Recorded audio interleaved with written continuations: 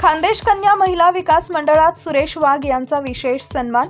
जळगाव इथं खानदेश कन्या महिला विकास मंडळाच्या वतीनं महिला दिनानिमित्त आयोजित कार्यक्रमात विशेष पुरस्कार जाहीर करण्यात आला।